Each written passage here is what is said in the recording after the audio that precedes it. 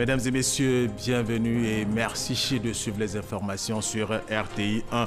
Voici les titres de cette édition. Le Premier ministre Amadou Gon Coulibaly et trois de ses ministres, dont celui de la Défense et le chef d'état-major général des armées, ont inauguré la cuisine et le réfectoire du 4e bataillon d'infanterie de Korogo. On en parle dans quelques instants avec Abou Sanogo. La ravissante étudiante de 19 ans en deuxième année de communication d'entreprise Fatem Sui a été élue Miss Côte d'Ivoire 2018 hier samedi au Palais des Congrès du Sofitel à Abidjan, Hôtel Ivoire. L'élu de la cité de Gbeke, candidate numéro 7, a obtenu 15,51% des voix. L'opposition au Mali a réclamé la démission du Premier ministre Soumelou Boubeye Maïga après la répression hier samedi d'une manifestation interdite qui a fait des blessés à 2 mois de l'élection présidentielle. Et puis, pour le magazine de ce dimanche 3 juin, notre invité est M. Gabriel Ikanza Yomon. Il est le directeur du Centre national de coordination du mécanisme de réponse à l'alerte précoce, CNCMR. Avec lui, nous allons parler du rôle du centre d'alerte précoce. C'est quoi le centre d'alerte précoce? La réponse dans quelques instants. M. Yomon, merci d'avoir accepté notre invitation et à tout de suite pour l'entretien. Merci. Nous vous le disions à l'instant, le Premier ministre Amadou Gon Coulibaly et trois de ses ministres, dont celui de la Défense et le chef d'état-major général des armées, ont inauguré la cuisine et le réfectoire du 4e bataillon d'infanterie de Korogo. La construction de cette infrastructure d'une capacité de 600 repas par jour s'inscrit dans le cadre d'un programme d'urgence de réhabilitation, de construction et d'équipement des cuisines dans les casernes du pays. Abou Sanogo. C'est le nouveau complexe nourricier du 4e bataillon d'infanterie de Korogo. Une promesse du ministre d'État, ministre de la Défense Ahmed Bakayoko, qui vient révolutionner les principes traditionnels d'alimentation des militaires et améliorer leurs conditions de vie et de travail. L'inauguration de ce nouvel édifice bâti sur 642 mètres carrés s'est faite en présence du Premier ministre Amadou Gon Coulibaly. La rénovation ou la construction des cuisines dans les casernes prend ainsi forme. Le ministre d'État, ministre de la Défense Ahmed Bakayoko, a traduit sa reconnaissance au président de la République Alassane Ouattara, puis a appelé les bénéficiaires à plus de professionnalisme. Je voudrais vous demander de bien vouloir traduire à son Excellence, Monsieur le Président de la République, chef suprême des armées, son Excellence, Monsieur Alassane Ouattara, notre profonde gratitude pour sa bienveillante sollicitude à l'égard des troupes. Je veux, avec eux, prendre l'engagement devant vous que nous allons tout mettre en œuvre pour mériter votre confiance. Soldats, je parle en votre nom. Je peux prendre l'engagement devant le Premier ministre qu'avec tous les efforts qui sont faits, nous allons montrer à la face de la nation que nous sommes une armée modèle, moderne, au service de la population et du pays. Je vous engage à faire en sorte qu'on soit une armée qui fasse honneur au pays, qui fasse honneur au Premier ministre, qui fasse honneur au Président de la République. Je l'ai dit également, et avec l'appui du chef d'état-major, nous serons intraitables sur les questions de discipline. Je compte sur vous pour nous donner les arguments, la force de continuer à plaider auprès du Premier ministre et du Président pour obtenir plus pour le soldat, pour la troupe. Et cela passe par un comportement exemplaire. C'est un investissement important. Je compte sur vous pour faire en sorte que cet outil ne disparaisse pas par manque d'entretien.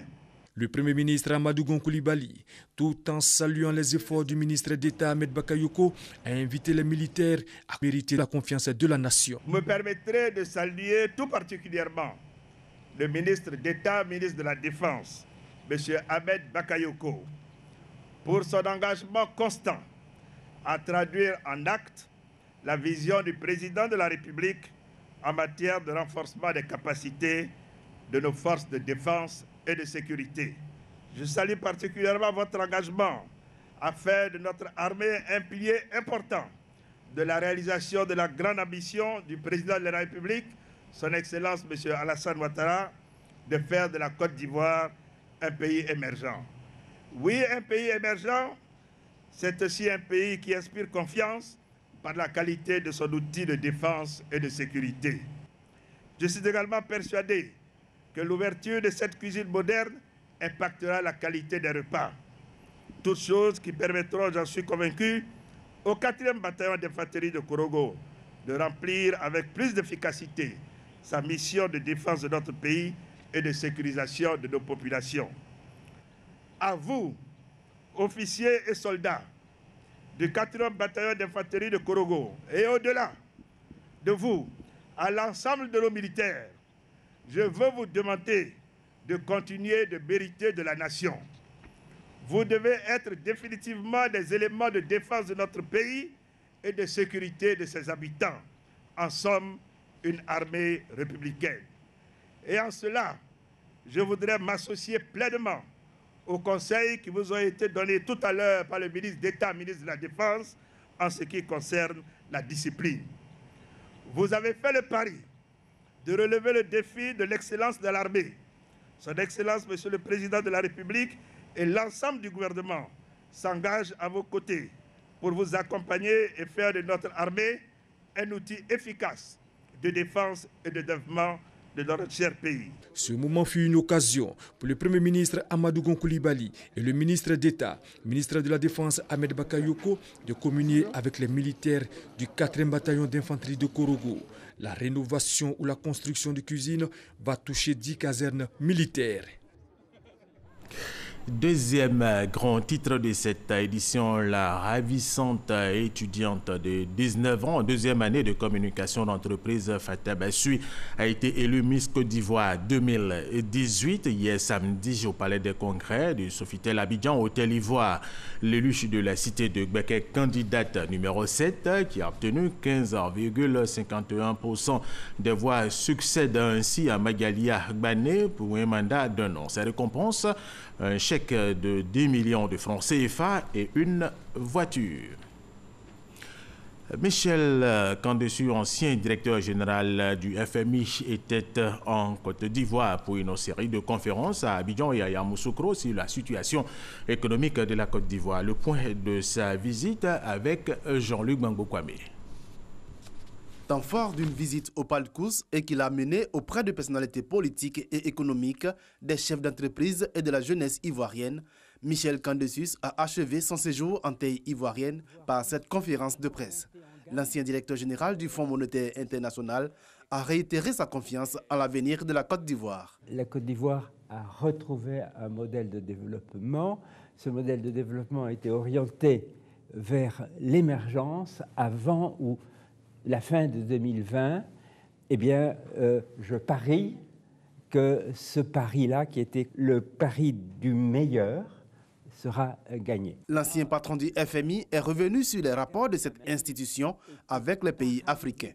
Le Fonds monétaire n'a jamais imposé à qui que ce soit une politique. Le Fonds monétaire apporte son aide au nom de la communauté mondiale à un pays qui le demande et qui s'engage à faire des efforts de redressement tels qu'un jour, il puisse rembourser le don que lui fait cette compagnie mutuelle des peuples qui s'appelle Fonds monétaire international. Et les 13 ou 14 programmes d'ajustement structurel qui ont été mis en place ont tous eu des conséquences positives pour la croissance de vos pays. Michel Kandessu souhaite néanmoins une réinvention du partenariat entre l'Afrique et l'Europe.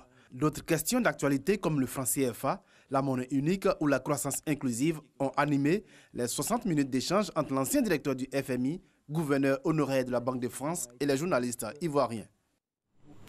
Autre information, jusqu'en décembre 2017, l'année dernière, donc, plusieurs artères des différentes communes du district d'Abidjan étaient dégradées.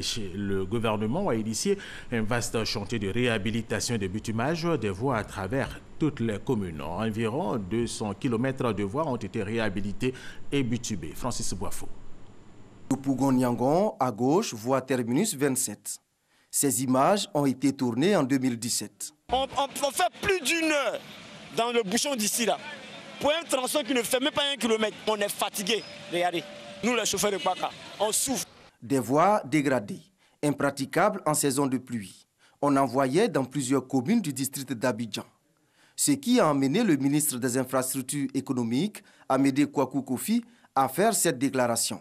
Nous sommes en juin 2017. On a demandé à nos collaborateurs de faire le point de l'ensemble des voies et nous ont transmis. Une évaluation est en train d'être faite assez rapidement. Tout ça va être corrigé de sorte que les populations puissent circuler assez aisément dans Abidjan. Mai 2018, notre équipe de reportage retourne à Yopougon-Niangon à gauche, rue Terminus 27, autrefois dégradée. Constat, il n'y a plus de trous. Du changement également sur plusieurs artères de la commune. J'ai constaté qu'avant, Yopougon, il n'y a pas beaucoup de goudron qui est ici. Maintenant, ils ont fait joli goudron partout. Bon, ça nous a beaucoup évité les embouteillages. Bon, la voie est bien, il n'y a plus de trous. On arrive à faire la recette aussi. À 20 minutes de Yopougon, la commune du Plateau, le centre des affaires. Ici aussi, les rues ont été revêtues de bitume. Tout est goudronné. Nous remercions le président de la République. Pendant le tournage, notre équipe de reportage est interpellée par un conducteur de taxi compteur, pressé de se prononcer sur l'état des routes dans le district d'Abidjan. Les mois passés, en tout cas, on a eu du mal à circuler dans toute la commune d'Abidjan. Mais actuellement, il y a du mieux parce que presque toutes les communes sont réhabilitées. Yopougon, Abobo, Makori, Treichville, en tout cas, il y a du mieux. Même le plateau, tout est réhabilité. On dit vraiment du courage au président de la République et à son gouvernement qui, vraiment, ce côté-là, ils sont à travailler correctement. Nous sommes tous fiers de ça et on souhaite que ça continue. Mais la commune qu'on souhaite beaucoup, qu'on travaille encore beaucoup, c'est la commune de Koumassi. À Koumassi, des travaux urgents ont permis des ouvertures de voies. Nous sommes entre la Grande Mosquée et les Pépé Baradji. On trouvait que non, le carrefour était délaissé parce qu'on ne peut plus passer et venir au marché, même on avait des problèmes avec nos mamans. Nous-mêmes, on ne peut pas passer les voitures, mais aujourd'hui, là, on peut passer. Si on arrive à circuler, c'est l'essentiel. Bon, avant, pour arriver au service, c'était très compliqué le matin.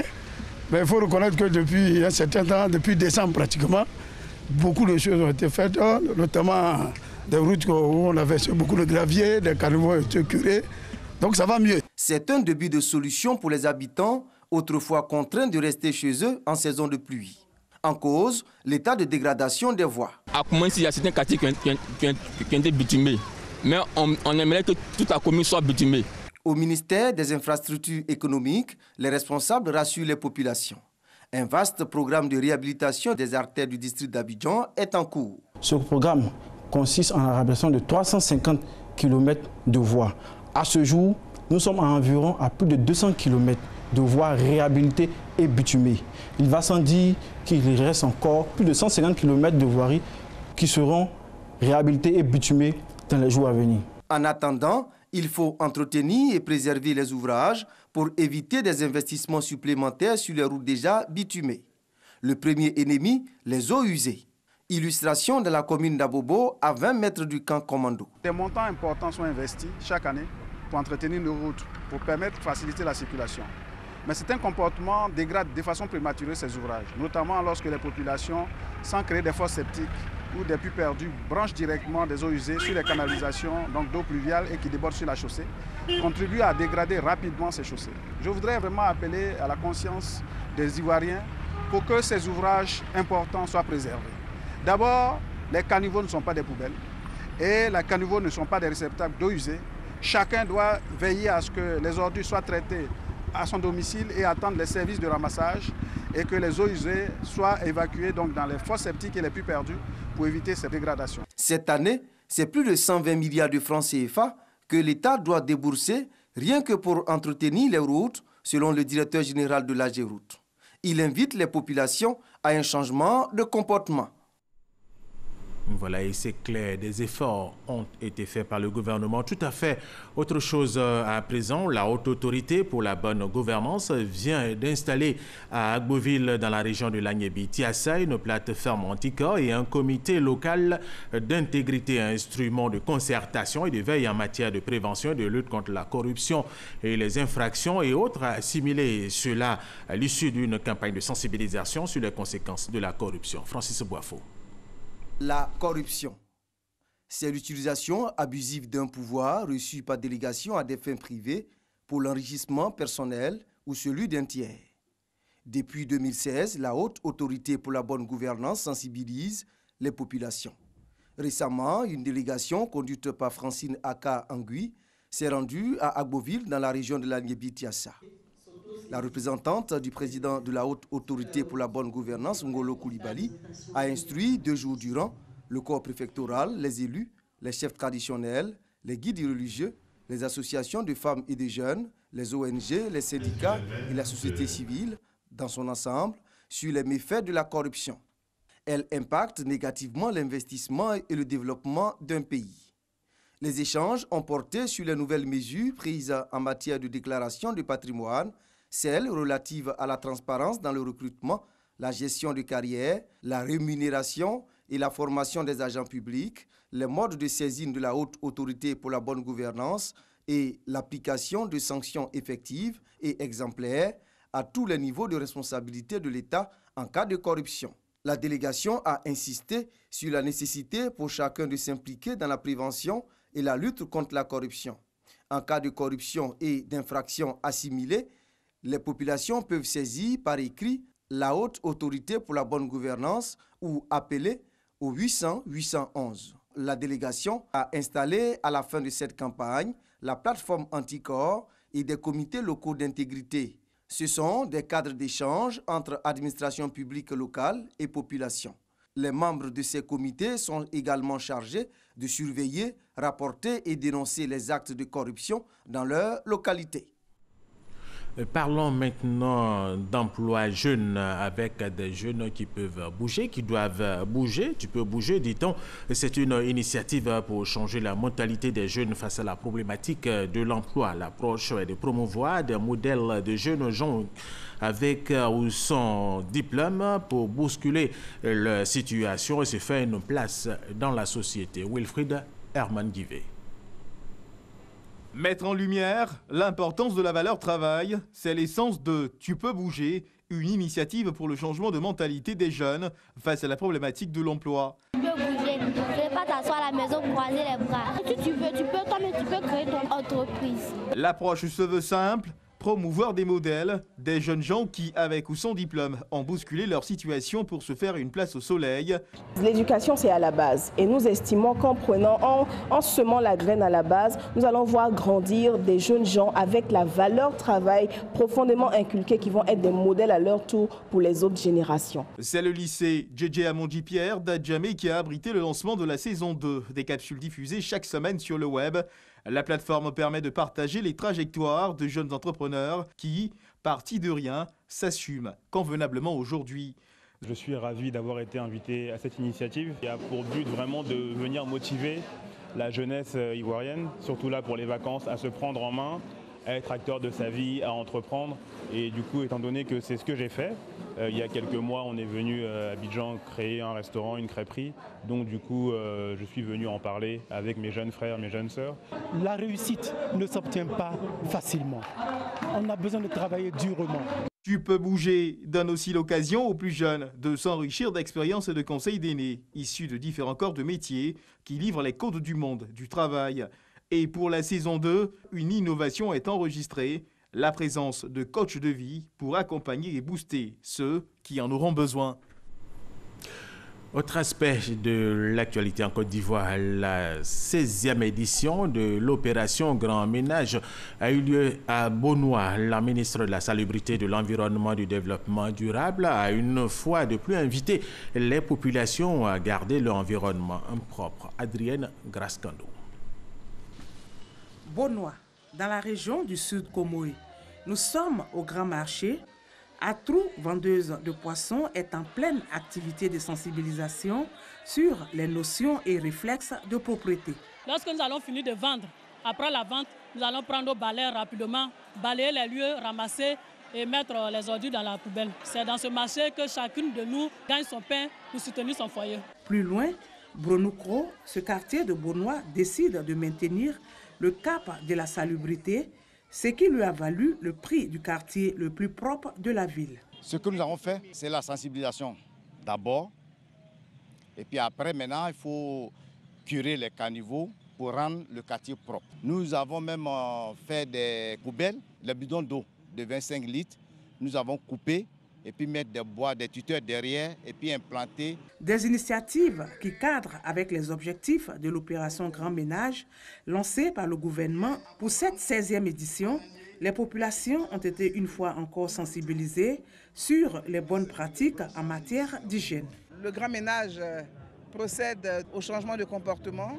À Beaunois, les populations sont véritablement engagées dans toutes les couches sociales. La génération au pouvoir ici s'est appropriée donc cette initiative de propreté. À force d'y croire, de nombreux Ivoiriens aujourd'hui ont adhéré à cette initiative. Depuis longtemps, les populations de Beaunois font de la propreté leur cheval de bataille. Des amendes sont même prévues pour les actions d'insalubrité. Lorsque nous jetons les ordures, l'eau sale en pleine rue, on vous prend, vous payez immédiatement 5 000 francs. Vous vous soulagez dans les caniveaux, immédiatement vous payez les 5 000 francs. Votre véhicule reste longtemps sur le bitume sans marcher, c'est d'abord 15 000 francs d'amende qui vous est fait. Si vous commencez à percer le tuyau des fosses septiques de vos toilettes et vous les branchez sur les caniveaux, c'est 200 000 francs d'amende. Pendant son passage à Beaunois, la ministre Annou Loto a mis fin aux activités d'une usine artisanale de fabrique d'eau en sachet. La ministre de la Salubrité, de l'Environnement et du Développement durable invite les usines de production et de commercialisation des sachets plastiques à se détourner de cette activité interdite en Côte d'Ivoire. De Beaunois, rendons-nous à Bouaké où le marché de Belleville, l'un des quartiers dortoirs de la commune, en partie été consumé par les flammes hier nuit. Il n'y a heureusement pas eu de perte en vie humaine, mais les dégâts matériels sont très importants. Le constat de Kwadjo Kwame, Jean de Dieu Daniel de RTI Bouaké. Désolation et consternation au marché de Bouaké-Belleville. Une partie du marché de ce quartier dortoir a consumé par les flammes. Selon des témoins, le feu est parti des magasins de vente de produits cosmétiques. Vous savez qu'à Belleville, il y a un manquant d'eau. Il n'y a pas d'eau, donc là, on a fait appel aux sapeurs-pompiers. Eux, ils sont venus intervenir rapidement. La population, voulant nous aider, souvent nous complique la tâche. Alors, il y avait beaucoup de monde. Les tués, quand je suis retiré, ça faisait que les gens piétinaient les tués, la pression n'arrivait pas à monter. Mais une fois que la population a compris qu'elle a libéré les lieux, l'eau a pu arriver aisément et le travail a pu se faire très facilement. La surface est intéressée, elle a une superficie de moins 50 mètres carrés. Alertés à 20h30, les sapeurs-pompiers militaires sont arrivés sur les lieux. Mais leur tâche est rendue difficile du fait des badauds. C'est peu avant 22h que le feu a été circonscrit. On ne déplore pas de perte en vie humaine. Cependant, les dégâts matériels sont importants. Les étals et les magasins en matériaux de récupération ont été les plus touchés. Mais pourquoi tant de marchés enfumés en Côte d'Ivoire? L'enquête de la police déterminera les causes. Le 6 mars dernier, chez Lopoa, bienvenue, un enfant de 6 ans avait été retrouvé mort à Bandiaï, sous-préfecture de Bédiala, dans le département de Daloa. Les enquêtes ont permis d'interpeller le présumé assassin Kouablé Bi Lézier, l'ex-concubin de la mère de la victime. Ce dernier a reconnu les faits et a cité 2 complices qui ont également été interpellés. Konaté Ngana est à Daloa pour RTI 1. Plus de 2 mois après la mort de l'élève Bienvenu Lopoa, le présumé assassin a été interpellé par les éléments de la gendarmerie de Vavois. L'ex-concubin de la mère de la victime, sur qui pesaient les soupçons, était en fuite depuis les faits et était activement recherché. Le 7 mars 2018, je vous annonçais la découverte du corps sans vie du jeune Lupa Lupa Bienvenu Didrouba. Les enquêtes qui ont été aussitôt entreprises en vue de rechercher le coupable ont permis d'interpeller l'ex-concubin de sa mère. Ce dernier a cité 2 personnes comme étant ses complices. Celles-ci aussi ont été interpellées et tous les 3 ont été présentés au juge d'instruction du tribunal de première instance de Daloa. Le présumé assassin n'hésite pas à reconnaître les faits qui lui sont reprochés. La femme là, il aimait beaucoup. Bon, ce qu'elle dit, elle m'a blagué beaucoup. Elle a pris mon jeton pour aller marier ça ailleurs. Donc c'est voilà pourquoi je suis fâché. Et puis nous aussi, on a tué son enfant. C'est mon frère là qui a envoyé un enfant et puis on a tué. C'était à la nuit, vers les 20h. La mère de la victime que nous avons retrouvée à Bandiaï, dans la sous-préfecture de Bédiala, dit ne pas comprendre l'attitude de son ex-concubin. Mon père m'a trouvé un nouveau mari. Celui qui a tué mon enfant était mon mari. Je ne savais pas qu'il volait. Mes parents m'ont dit de le laisser et je suis allée me marier ailleurs. Par jalousie, il a tué mon premier enfant. Le monsieur a dit à ma fille, vraiment, quand tu m'as quitté là, il y a quelque chose qui va nous arriver. Si ce n'est pas à ton côté, ça sera à tes enfants. Le présumé assassin et 2 de ses complices sont détenus à la maison d'arrêt et de correction de Daloa. Une information judiciaire a été ouverte contre les 3. La Côte d'Ivoire a célébré la Journée internationale de la lumière. Le thème cette année, Lumière et Société, c'est l'Institut national polytechnique Félix Houphouët-Boigny de Yamoussoukro qui a abrité l'événement. De nombreux scientifiques venus de l'Afrique et de l'Europe ont pu faire apprécier aux étudiants et aux chercheurs les avancées et la place de la lumière dans la vie. Abdul-Kader Sogodogo Guédoumon, RTI Boaké. Le soleil vu de très haut laisse apparaître ces rayons qui dégagent de la lumière, un phénomène capital pour la vie. La Journée internationale de la lumière vient mettre en relief l'importance de ce phénomène dans divers secteurs, les sciences, la culture, les arts, l'éducation et le développement durable, des thématiques chères à l'UNESCO. Cette célébration donne l'occasion à plusieurs secteurs d'activité au niveau mondial de participer à la mise en exergue de la transversalité et de l'intérêt de la lumière dans les sciences, la technologie, les arts, la culture, et atteindre ainsi les objectifs de l'UNESCO que sont l'éducation, l'égalité et la paix. À la salle Marie-Thérèse Houphouët-Boigny de l'Institut national polytechnique INP-HB de Yamoussoukro, cadre de la célébration, de nombreux scientifiques venus d'Europe et d'Afrique, en présence d'étudiants, ont évoqué la photosynthèse, preuve de la vie à travers la lumière. L'étude de la lumière qui conduit à des sources alternatives prometteuses, à des projets en médecine, des moyens de communication et de nombreuses découvertes. La Côte d'Ivoire n'est pas en marge de la recherche. Notre institut, par le biais du professeur Zoué Jérémy, travaille sans relâche à apporter son expertise dans ce domaine. Je voudrais donc saluer tous les enseignants-chercheurs qui œuvrent au renforcement et à la visibilité de notre institut. La recherche se poursuit. Les recherches évoluent toujours pour de plus grandes précisions, toujours pour plus d'applications. La célébration de la Journée internationale de la lumière a lieu dans le mois de mai de chaque année. Paris, siège de l'UNESCO, constitue le point de départ. Un mot de religion et parlons du pèlerinage militaire international qui se tient chaque année au mois de mai à Lourdes, en France. Cette rencontre est l'occasion pour les hommes en armes de renforcer leur foi en Dieu. Krascando. Lourdes est une ville située au sud-ouest de la France. Ce lieu de pèlerinage catholique accueille chaque année 6 millions de pèlerins, dont 60 000 malades et invalides. Au nombre des pèlerins, l'on peut citer des militaires venant de divers pays, dont la Côte d'Ivoire. Ils viennent de participer à la 60e édition du pèlerinage militaire international, Moment également choisi par certains pèlerins pour rendre témoignage après leur passage dans ce sanctuaire marial. En 2008, où j'ai fait mon premier pèlerinage, dès que je suis rentré, l'année d'après, je suis passé capitaine. En 2015, dès que j'ai fait le pèlerinage, j'ai eu ma décoration des médailles des forces armées. En 2016, j'ai eu ma décoration de Ordre Mérite ivoirien. Et en 2016, j'ai été nommé sous-directeur du budget et de la comptabilité du ministère de la Défense.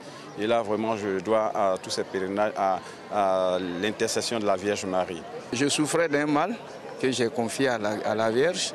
Et aujourd'hui, je me sens guéri. Sans intervention, la maladie dont je souffrais, on ne pouvait pas faire une intervention. Et donc, j'ai confié à la Vierge. Et aujourd'hui, le professeur même qui me suivait est pratiquement surpris des résultats obtenus. Donc j'ai une satisfaction personnelle et je rends gloire à Dieu. Au niveau du groupe, les témoignages, nous en avons à profusion. Témoignages de naissance, témoignages de grossesse, des femmes qui avaient des difficultés pour enfanter, qui sont venues à l'ordre, qui ont eu la solution à leurs problèmes. Des problèmes de foyer, nous en avons eu avec des témoignages de nos sœurs qui avaient des difficultés dans leur ménage. Elles ont confié ces problèmes-là à la Vierge Marie, elles ont eu solution. Nous avons le cas d'une sœur qui était pratiquement en rupture avec son mari. Quand elle quittait la Côte d'Ivoire, elle a confié ce problème-là à la Vierge Marie. Et à notre grande surprise, son mari, à son retour, l'attendait à l'aéroport. Et par la suite, il y a eu mariage. Autre lieu de prière qui ne désemplit pas, le sanctuaire Notre-Dame de Banneux. Ici, la Vierge Marie est apparue 8 fois à Mariette Beko, une adolescente issue d'une famille modeste. Dans ce temple, la délégation ivoirienne est allée sur les pas de Mariette Beko avec des intentions de prière qui portent entre autres sur la paix, l'amour et la cohésion sociale.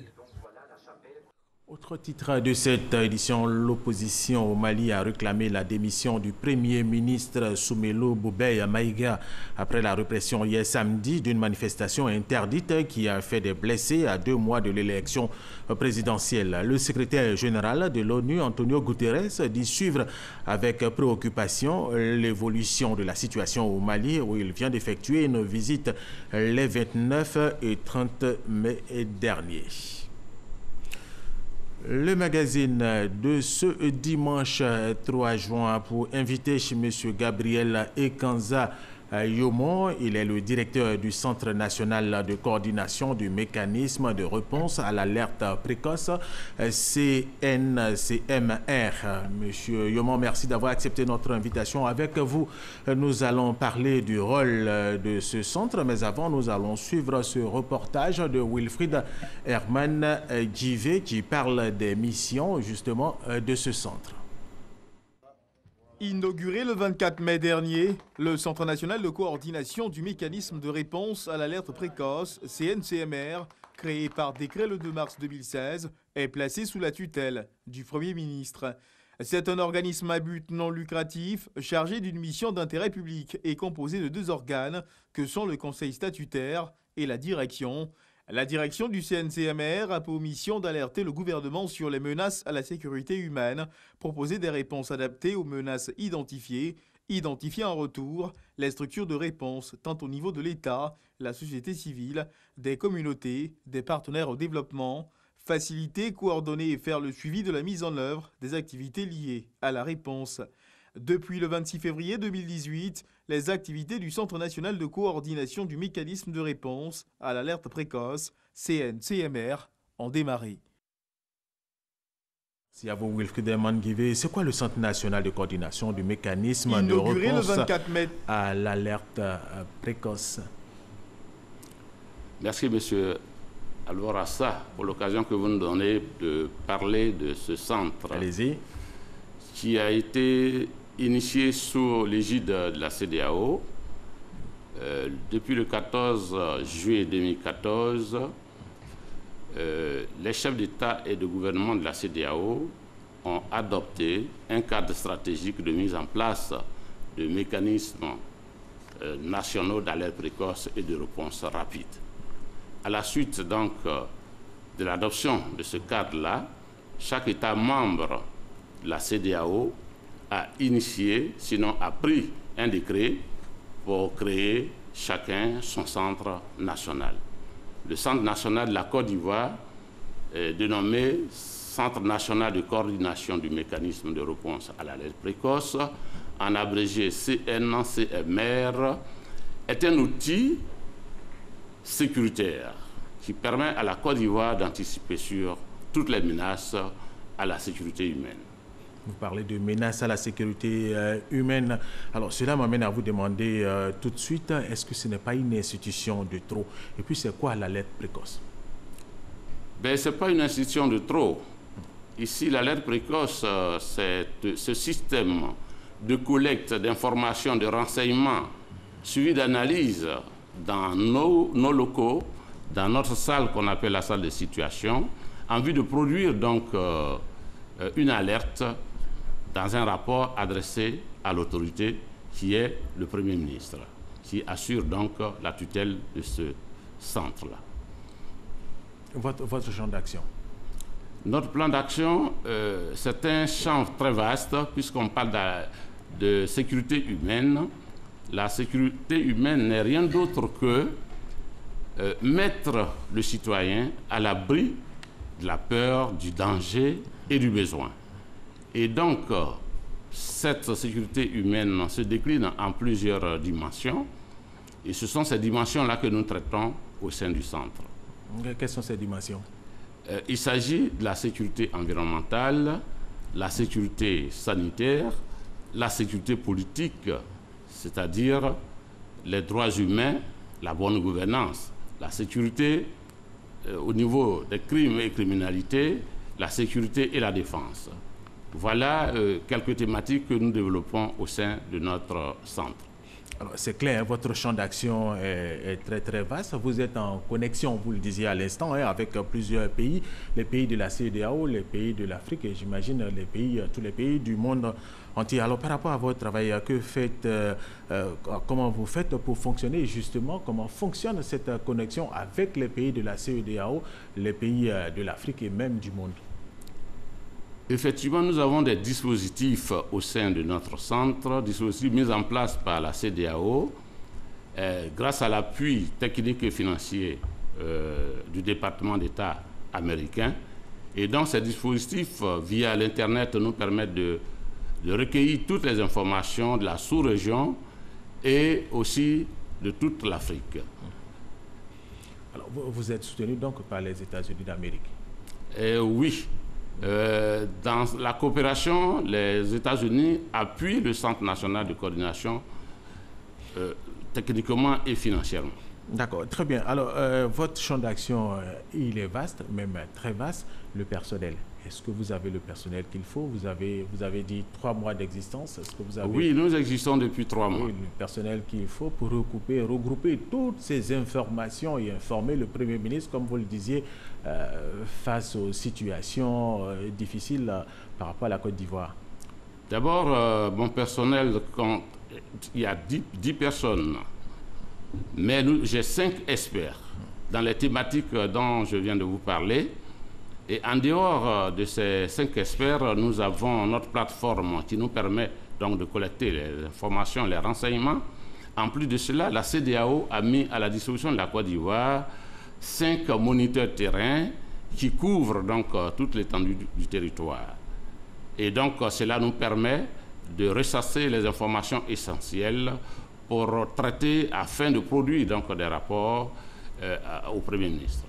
Donc aujourd'hui, avec les experts ivoiriens, les experts analystes ivoiriens, c'est précis, les experts ivoiriens et les experts de la CEDEAO, vous arrivez à recueillir, à avoir des informations et les donner au Premier ministre Amadou Gon Coulibaly. Dites-nous, Monsieur Yomon, est-ce que la Côte d'Ivoire serait menacée actuellement, soit au niveau sanitaire, au niveau de la criminalité, peut-être des attaques terroristes?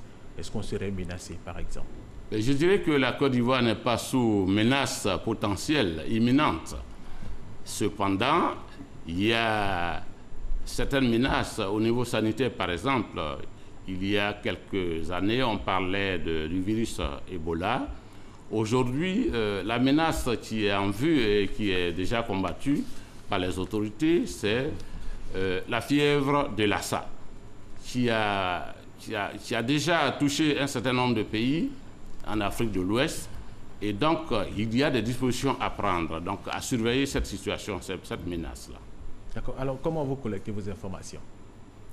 La collecte des informations se fait, comme je l'ai dit tantôt. Nous avons des réseaux personnels et personnalisés qui nous envoient des messages sur notre WhatsApp. Il y a un groupe WhatsApp. Et donc, à travers ces collectes-là, nos analystes experts traitent ces données. Il y a également les informations que nous collectons sur notre plateforme avec la CEDEAO. Chaque jour que Dieu fait, ces informations tombent sur notre plateforme. Et c'est comme ça que nous faisons la collecte. Est-ce que vous avez un numéro vert où on peut vous joindre, où tous ceux qui habitent la Côte d'Ivoire ou les Ivoiriens peuvent vous joindre pour vous donner des informations essentielles? Oui, je rassure tous les Ivoiriens de ce que un numéro vert leur sera mis à leur disposition dans les jours à venir. Et donc, chacun pourra nous fournir les informations liées à toutes les menaces qui pèsent sur leur vie. Et des informations que vous allez vérifier avant de les donner au Premier ministre Amadou Gon Coulibaly. Au niveau environnemental, outre la saison des pluies avec les inondations, il pleut sur Abidjan depuis hier. Est-ce qu'il y a d'autres menaces telles que des cyclones, par exemple, au niveau de l'alerte précoce? Est-ce que vous avez confirmé les informations de la météo, surtout au niveau des inondations? Oui, merci M. Alva. Ça, effectivement, la saison des pluies a été prédite, sinon prévue par les techniciens de la météo. Aujourd'hui, nous vivons la situation, il pleut beaucoup sur Abidjan et sur toute la Côte d'Ivoire d'ailleurs. Cette menace, je pense bien que les dispositions ont été prises. Des voies plus autorisées sont passées sur ce plateau pour donner des alertes à tous les Ivoiriens, à toute la population, afin de prendre des dispositions pour éviter toutes les zones à risque. Mais quant au cyclone, je ne dirais pas que la Côte d'Ivoire est sous menace d'un cyclone. Cependant, en Afrique de l'Est, un cyclone tropical a donc frappé les côtes de la Somalie. Mais vous comprenez que ce n'est pas à notre niveau, c'est pas au niveau de la Côte d'Ivoire. Mais néanmoins, il faut surveiller cela parce que le cyclone, il évolue, il avance. Et donc, les spécialistes de la météo font leur travail. Et je pense que ce n'est pas une menace imminente pour la Côte d'Ivoire. Mais il faut prendre des dispositions, c'est donc bien sûr, il faut prendre des dispositions. Justement, après la pluie, la sécheresse, dit-on, est-ce qu'il y a des effets néfastes attendus avec surtout le changement climatique? Effectivement, la sécheresse est liée au changement climatique. Et donc, cette sécheresse, d'ailleurs, qui s'annonce dans certains pays voisins de la Côte d'Ivoire, pourrait avoir un impact important, c'est-à-dire il pourrait avoir des mouvements d'éleveurs vers la Côte d'Ivoire, ce qui pourrait créer également certains conflits qu'on connaît déjà en Côte d'Ivoire, comme le conflit agriculteur-éleveur. Alors, il faut surveiller cette situation également. Et prendre des dispositions. Alors, par anticipation, comme vous le dites, il n'y a pas d'attaque terroriste, on n'en veut pas du tout. Alors, pour les élections générales à venir, les conflits communautaires, est-ce qu'il y a matière à alerter les autorités? Non, je voudrais tranquilliser les Ivoiriens. Très bien. Sur le fait 2020 est très loin et pour l'instant, nos analyses ne nous permettent pas d'affirmer aujourd'hui qu'il y aura ou il y a déjà des conflits communautaires. Et donc, il n'y a pas de risque d'attaque terroriste. Cependant, comme nul ne sait quand est-ce que ces terroristes interviennent, avec quels moyens, alors des dispositions doivent être prises au niveau national pour surveiller donc ce phénomène. Et quand vous êtes alerté, vous informez le Premier ministre. Alors, quel bilan vous pouvez faire? Vous avez juste 3 mois d'existence. 3 mois, on peut faire un bilan quand même. Ben, 3 mois, c'est déjà juste hein, pour faire un bilan. En temps normal, ça fait 100 jours.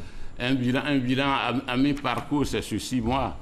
Mais moi, je ne parlerai pas de bilan, mais plutôt, je vais juste donner quelques éléments pour dire que depuis que nous avons démarré nos activités le 26 février dernier, il y a un certain nombre de rapports que nous avons produits, c'est-à-dire 2 rapports principalement.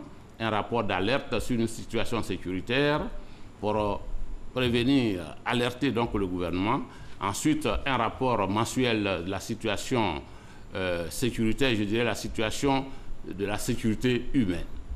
Et ce rapport a été transmis à l'autorité, à son Excellence, Monsieur le Premier ministre. Et pris en compte par les autorités ivoiriennes qui ont traité certainement ces informations, n'est-ce pas, Monsieur Yoma? Bien sûr, à notre niveau, nous pensons que les autorités nous écoutent, puisque si elles ont mis l'institution en place, c'est le rôle que nous devons jouer. Et donc, je suis convaincu que des dispositions ont été prises et donc ce rapport a été pris en compte. Pris en compte, voilà. Merci d'avoir accepté notre invitation. C'est la fin du magazine de ce dimanche 3 juin. Notre invité, j'étais M. Gabriel Ekanza Yomon. Il est le directeur du Centre national de coordination du mécanisme de réponse à l'alerte précoce, dénommé CNCMR. Avec lui, nous avons parlé du rôle du Centre national de coordination de mécanismes de réponse à l'alerte précoce. Michel Mambo a supervisé cette édition également, ce magazine. Merci aux techniciens, merci à vous de l'avoir suivi et restez avec nous sur RTI.